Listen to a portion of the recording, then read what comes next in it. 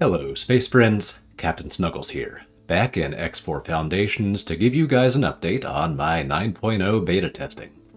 As promised, this is not my usual quantitative analysis, just a qualitative evaluation of the things I've seen and measured and deduced over the course of the beta thus far. We're currently in 9.0 Beta 5, which is usually about halfway through the beta process. At this point, most of the major bugs are dealt with, and we're seeing the final product start to really take shape. So this seems like a good time to share my thoughts and observations.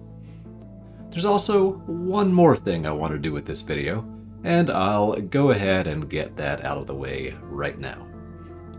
Over the last few years, I've criticized Egosoft on everything from the formatting of their patch notes to the minutia of engine statistics to their overarching game design philosophy, and I am not always the kindest critic. I do always try to be a constructive critic, but my politeness tends to be inversely proportional to the strength of my opinions, and that can come off as pretty harsh sometimes. Despite that, Egosoft has always taken my feedback seriously. Sometimes they pop into my comments section to tell me how wrong I am. Sometimes they pop my suggestions straight into the next set of patch notes. And this patch feels like the culmination of that whole multi-year back and forth. So I just want to take this opportunity to thank Egosoft for all their interactions with me and with my viewers, for letting us play some small part in the continual improvement of X4. So, yeah, thank you. Now, with that out of the way, it's time for me to critique Egosoft's hard work. Version 9.0 makes a ton of changes, and I'll specifically be looking at the ones that relate to combat, which is a lot of them. Every single individual change is not necessarily positive. There are a lot of controversial items in there. However, taken as a whole, this set of changes creates a totally new combat experience that, to me, feels a lot more dynamic than previous versions and rewards player skill and creativity more than previous versions. In other words, it's a mixed bag of micro-scale changes that all add up to a positive macro-scale shift in the game, which is exactly what I asked for a few months ago. So, let's break it down.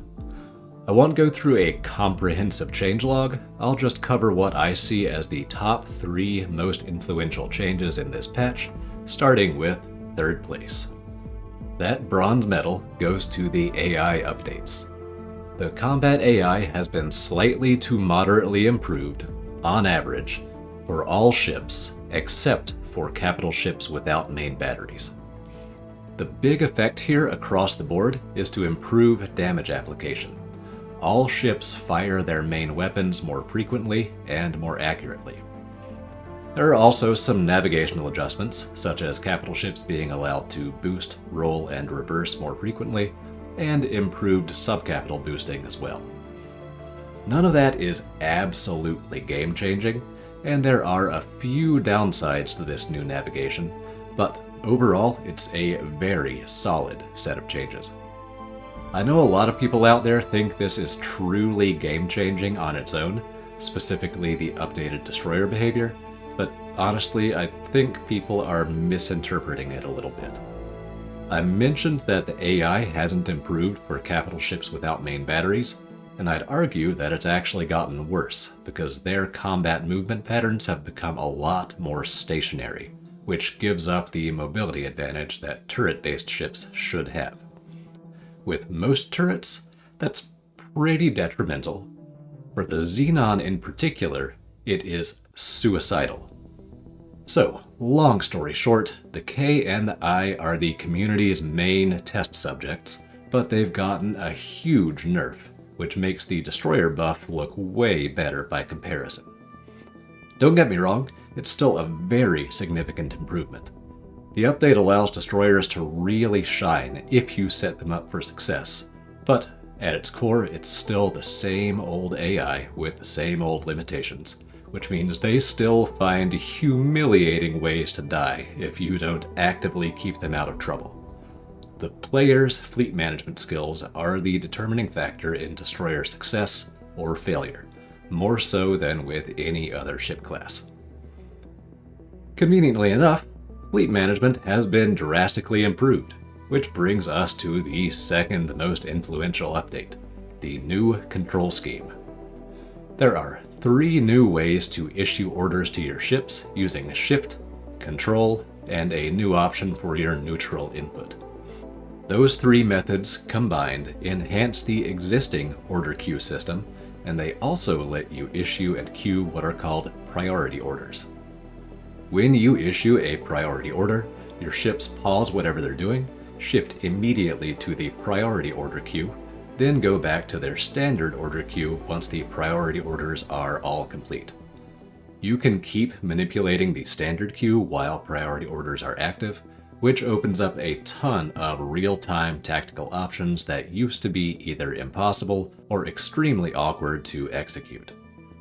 Obviously, the big winners from an improved real-time input system are going to be the ships that are capable of responding in real time, meaning subcapitals, but this is hugely beneficial for capital ships as well.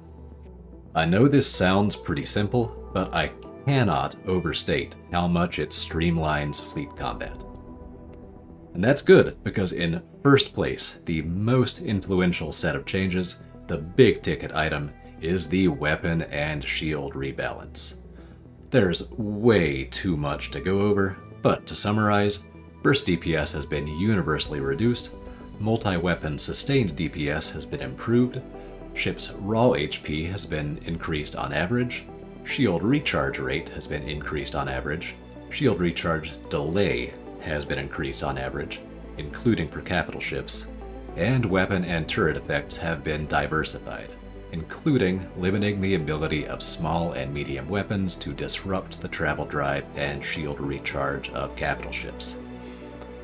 Wow, Snuggles, that sounds an awful lot like the suggestions from your Balance Beyond 8.0 video. Yes, thank you for your keen memory, hypothetical viewer. I did suggest at least some version of all those changes. I did not expect Egosoft to be crazy enough to implement all of them, but I don't think I'm allowed to complain. So yeah, something tells me this was not all my idea, but if you're unhappy and you don't have a better scapegoat, by all means, direct your rage at me. There are a couple of other notable changes too, namely that Mark II fighter weapons are way more expensive and missiles are way more lame. Those weren't my idea, don't blame me, although I do like the first one at least.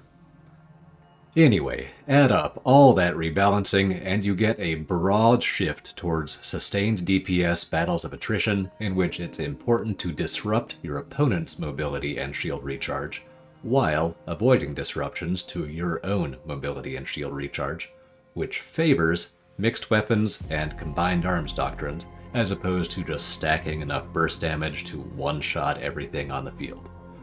Burst DPS is still great if you can get enough of it, but that's harder now, to the point where I do think players will feel truly incentivized to field creative fleet compositions, and feel rewarded when they do so successfully. That's especially true because the rebalance plus the AI changes make it way harder to win big battles with just a single player-piloted ship. Not impossible, just more difficult. The AI is better at applying DPS, better at choosing surface elements to target, and better at chasing down moving targets, but it's also more vulnerable to distractions, which again should theoretically reward players for bringing effective, diverse wings or fleets. And of course, those same AI behaviors can be made to work in the player's favor with an effective fleet composition. Diverse fleets used to be a bit of a pain to set up and operate, but conveniently enough, the new control scheme is specifically designed to address that issue. So, bringing it all together, we have a rebalance that slows down combat and adds more tactical depth to the selection of shields, weapons, and turrets. We have AI changes that improve the performance of most ships in large, sustained battles, both for and against the player. And we have a new control scheme that enhances our ability to control fleets in real time. Add all that up, and it looks an awful lot like this patch is trying to shift X4's combat towards really tactical fleet battles. And I'm all about that. Now, we're not there yet. You may have noticed I didn't mention low attention combat at all. The jury's still out on that one. I'm not sure whether 9.0 will really address the imbalances there. There are also several similar issues that I've noticed but can't quite articulate yet. Then there are the issues I did mention, like missiles being sorta lame, and turret-based capital AI being sorta suicidal. And then there are a bunch of other small points of contention with aesthetics, with faction identities, and about 100 other things that are all under active debate on the Ecosoft forums. Frankly, there's no way all of that will be addressed in this patch, but there's definitely time for a little more fine-tuning before 9.0 goes live. So, if this video made you feel strong opinions for or against these changes, by all means, install the beta, try it out, get active on the forums, and get your feedback in. And if you have any questions about anything I mentioned, or any of the changes I didn't mention, just ask. As always, I have no shortage of either observations or opinions, and I'd be happy to discuss those with you in the comments. As for this video, though, that's all, folks. Thanks for watching, I hope you enjoyed, I hope you'll tune in next time, and until then, this is Captain Snuggles, signing off.